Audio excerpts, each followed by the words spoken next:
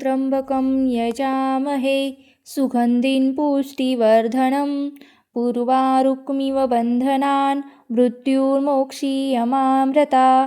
नमस्कार मंडळी, श्री स्वामी समर्थ, जय जय स्वामी समर्थ। आपल्या यूट्यूब चॅनलमध्ये मी तुम्हा सर्वांचे स्वागत करीत आहे। बघा, यावर्षी 15 फेब्रुवारी 2026 वार रविवार या दिवशी आलेली आहे, ती म्हणजे महाशिवरात्री। महाशिवरात्री हा अतिशय महत्त्वाचा दिवस मानला जातो आणि महाशिवरात्रीचे मूलभूत अंग आणि उपवास म्हणजेच जागरण, त्या दिवशी उपवास करणे आणि शिवशंभूंची पूजा करणे हे सगळं सर्वजणच करतात। पण या दिवशी उपवास धरतात ज्यांना, म्हणजे ज्या काही प्रेग्नेंट महिला आहेत किंवा ज्यांना उपवास धरणं शक्य होत नाही, त्यांनी काय करायचं, किंवा उपवास धरणार असेल किंवा नसाल तर कुठले नियमांचे पालन आपल्याला करायचं आहे, बघा आपण ते आज बघणार आहोत। तर चला तर मग वेळ न घालवता आपण व्हिडिओला सुरुवात करू। सगळ्यात आधी महाशिवरात्रीचा सगळ्यात महत्त्वाचा जो काळ आहे तो म्हणजे महाशिवरात्री 15 तारखेची जी उत्तरात्र असते तो दिवस म्हणजे तो काळ अतिशय महत्त्वाचा असतो। कारण महाशिवरात्री या दिवशी रात्रीचं जागरण करणं आणि भगवान शंकराची सेवा करणं हे सगळ्यात महत्त्वाचं मानलं जातं। उपवास कधी करायचा असतो, अर्थात 15 तारखेला उपवास असणार आहे खरं आहे, तर 14 तारखेला संध्याकाळनंतर आपण फक्त पाणी ग्रहण करू शकता। थोडक्यात काय तर 14 तारखेला लवकर जेवण करायचं, अगदी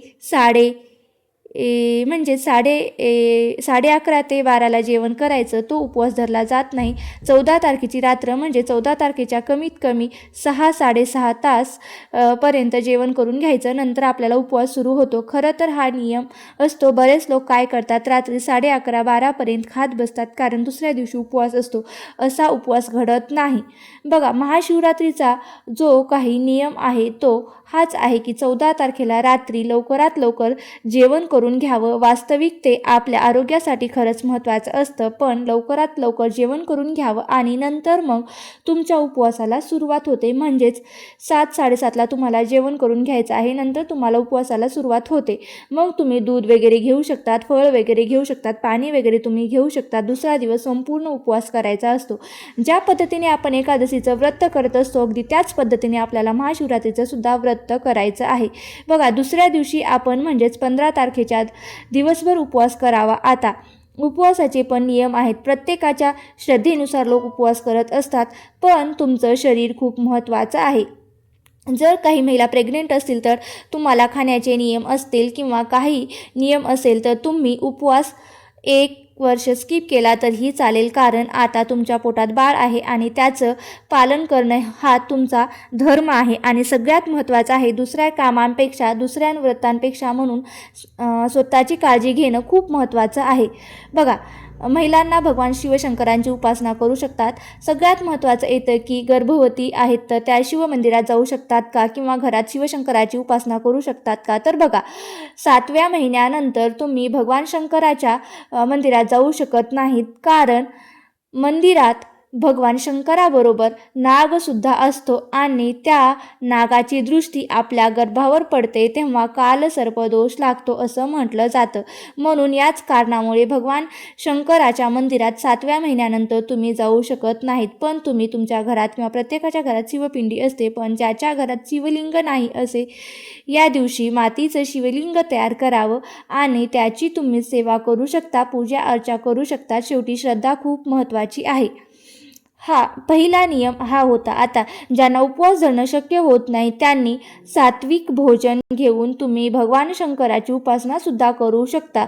भगवान महाशिवरात्रीचा उपवास करू शकतात। उपवास धरणं भगवान शंकराची सेवा करता काही ठिकाणी असं बघितलं जातं की महाशिवरात्रीच्या दिवशी दिवसभर लोक फक्त फलहार घेतात, कंदमूळ खातात, मग त्यांच्यामध्ये रताळे बटाटे येतात। तुम्ही फळं खाऊ शकतात, पण दिवसभर ते तिखट खात नाहीत।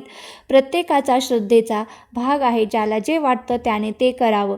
तुमच्या शरीराला जे जमतं तेच तुम्ही करू शकता। तर जशी तुमची इच्छा असेल तसंही तुम्ही फलहार करू शकता। चहा कॉफी काय असेल ते तुम्ही घेऊ शकतात। काही ठिकाणी दोन्ही वेळी आपण उपवास म्हणजे काही जण खिचडी वगैरे खातात। बघा, महाशिवरात्रीच्या दिवशी भगर खात नाहीत। आपल्याला माहीत आहे भगवान शंकराच्या उपासनेमध्ये भगर चालत नाही.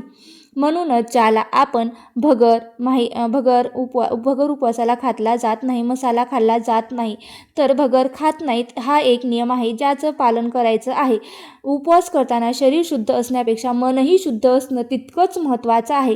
या दिवशी निंदा नालस्ती करायची नाही, कोणाबद्दलही वाईट बोलायचं नाही, कुणाबद्दलही अपशब्द उच्चारायचा नाही, जेणेकरून आपल्याला त्या सेवेचं फळ जास्त करून मिळेल. त्याचबरोबर या दिवशी एखाद्याला उपवास नसेल किंवा आपणही कोणाशी डोकं लावायचं नाही, वादविवाद कटकट भांडण होणार नाही. 7 दिवस सेवेमध्ये घालावा, चांगले कर्म करण्यात घालावा, दान धर्म करण्यात घालावा, सेवा करण्यात घालवावा. या दिवशी कडकडीत ब्रह्मचर्याचे पालन करायचं आहे, कुठल्याही ब्रह्मचर्याचे उल्लंघन होणार नाही याची काळजी आपल्याला घ्यायची आहे. तसेच या दिवशी मांसाहार, मद्यपान, धूम्रपान हे सुद्धा करायचं नाही. बघा, जेणेकरून ते आपल्या घरात त्या घटना घडतील याची काळजी घ्यायची.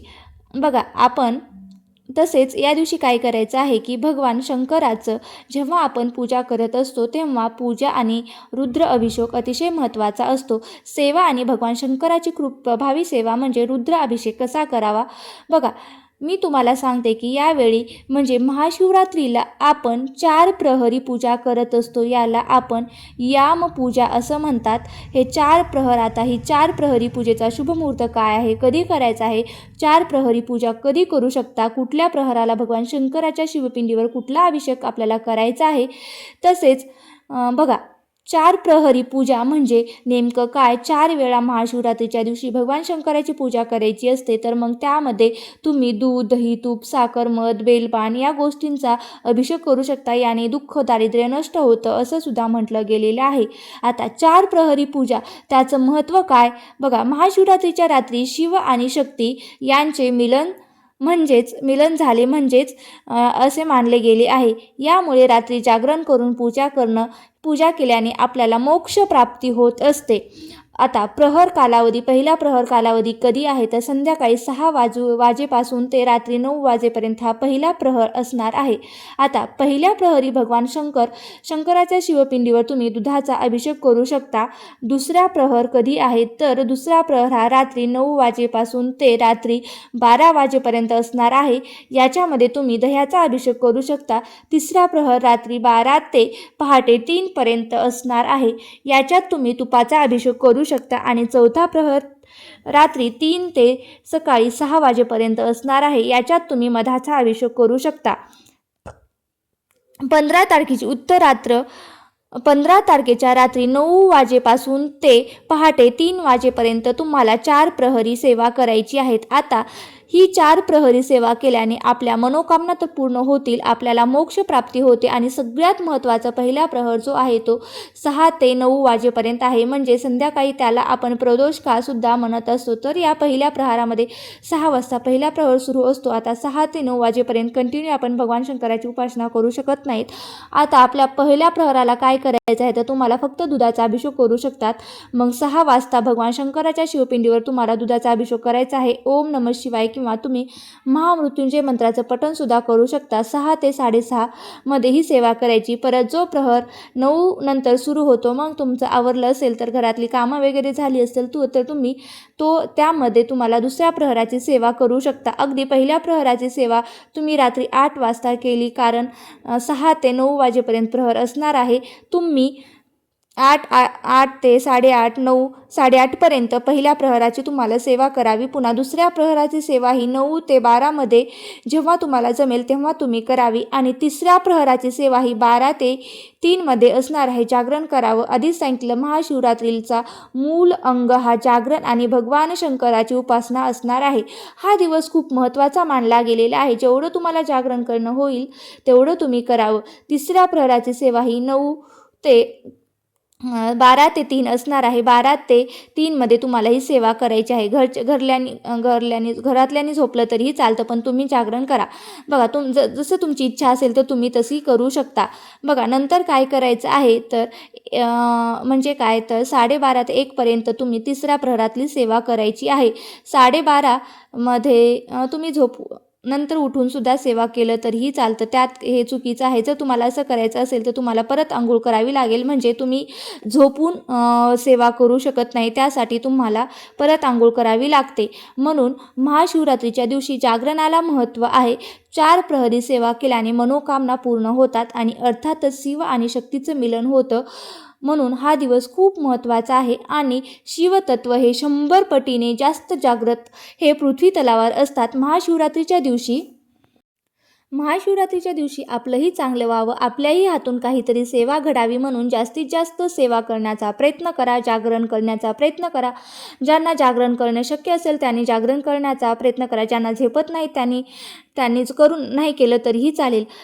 2 प्रहरी सेवा केली तरीही चालेल. याचा अर्थ असा नाही की 15 तारखेला दिवसभर तुम्ही सेवा नाही करायची. तुम्ही रुद्राभिषेक कधीही करू शकता. 15 तारखेला भगवान शंकराच्या शिवपिंडीवर 1 लोटा जल अर्पण केलं तरीसुद्धा आपली मनोकामना पूर्ण करतात. जर 4 प्रहरी सेवा तुमच्याकडनं झाली तर नक्कीच तुमच्याही मनातल्या सर्व इच्छा पूर्ण होतील. या 4 प्रहरी सेवेमध्ये नाही तुम्हाला जमलं तर 3ऱ्या प्रहराची सेवा तुम्ही करण्याचा प्रयत्न करा, जेणेकरून चांगले अनुभव तुम्हाला बघायला मिळतील आणि भगवान शंकर हे भक्तांच्या एका हाकेला सुद्धा धावून जात असतात. आपल्याला पण माहिती आहे की महाराज सुद्धा भगवान शंकराची सेवा करायचे, म्हणून ते नेहमी शिवहर शंकर नमामि शंकर शिवशंकर शंभो, हे गिरिजापती भवानी शंकर शिवशंकर शंभो याच मंत्राचा नेहमी ते जप करत असतात. जन्म देण्याचं काम हे ब्रह्मदेवाने केलं आहे. आपलं पालन करण्याचं काम हे भगवान विष्णूच्या हातात आहे आणि आपला मोक्ष देण्याचं काम हे भगवान शंकराच्या हातात आहे. म्हणूनच जास्तीत जास्त सेवा करण्याचा प्रयत्न करा आणि दिवसभर पूजा करू शकता. 4 प्रहरीसुद्धा सेवा करू शकता. या सेवेमध्ये तुम्ही प्रत्येक वेळेस ज्याच्या घरात एखादी वस्तू उपलब्ध नसेल तर तुम्ही अगदी साध्या पाण्याचा सुद्धा, दुधाचा सुद्धा किंवा दह्याचा सुद्धा अभिषेक केला किंवा बेलपान अर्पण केलं तरीही चालतं आणि ओम नमः शिवाय, ओम नमः शिवाय या मंत्राचा जप केला तरीही खूप चांगला आहे. आपण म्हणतो की मला रुद्राभिषेक करायचा आहे, पण अर्थात तो महाशिवरात्रीच्या दिवशी आपल्या घरात झालाच पाहिजे. शिव मंदिरात जाऊन भगवान शंकराची उपासना करणं प्रत्येकाला शक्य होत नाही, कारण एवढी गर्दी असते की ते आपल्याला फक्त देवाकडे बघून घ्यावं लागतं. म्हणूनच तुम्ही अर्थात या दिवशी स्वाभाविकच आहे, कारण मंदिरात खूपच गर्दी असते. मग अशा वेळेस आपल्याला घरात शिवपिंडी आहे तेथे तुम्ही 4 प्रहरी सेवा करू शकतात. मग तुम्ही कुठल्याही प्रहराला तुम्ही रुद्राभिषेक करू शकता. पहिल्या प्रहराला करा, 2ऱ्या प्रहराला करा किंवा जमलं तर तुम्ही 3ऱ्या किंवा 4थ्याही प्रहराला केलं तरीही चालेल. या सेवेमध्ये तुम्हाला रुद्राभिषेक करणं शक्य नसेल तर तुम्ही आधीही रुद्राभिषेक करू शकता. 4 प्रहरी सेवेमध्ये तुम्ही फक्त दुधाचा आणि पाण्याचा, मधाचा आणि दह्याचा अभिषेक करूचा आहे आणि बेलपत्र सुद्धा अर्पण करू शकता. भगवान शंकराची उपासना करू शकता. प्रत्येकाने जास्तीत जास्त सेवा करून महाशिवरात्रीचं व्रत करण्याचा प्रयत्न करा, उपवास करा. तुम्हाला शक्य होत असेल तर करा, नाही जमेल नसेल तर तुम्ही करू शकत नाहीत. पण या दिवशी जर तुम्हाला उपवास करणं शक्य नसेल तर त्या दिवशी तुम्ही सात्विक आहार घेऊन सुद्धा चांगले विचार करा आणि आपल्याकडून कुठलं कोणाचं वाईट होणार नाही याची काळजी घ्यावी. अर्थात दान धर्म करणं, गरजूंना दान करा, जेणेकरून भगवान शंकराची कृपासुद्धा आपल्यावर प्राप्त होईल. तर आजच्या व्हिडिओमध्ये मी एवढंच सांगते. जर तुम्हाला हा व्हिडिओ जर आवडला असेल तर नक्की लाईक करा, शेअर करा आणि चॅनलवरती जर नवीन असाल तर चॅनलला सबस्क्राईब करायला विसरू नका. श्री स्वामी समर्थ. जय जय स्वामी समर्थ.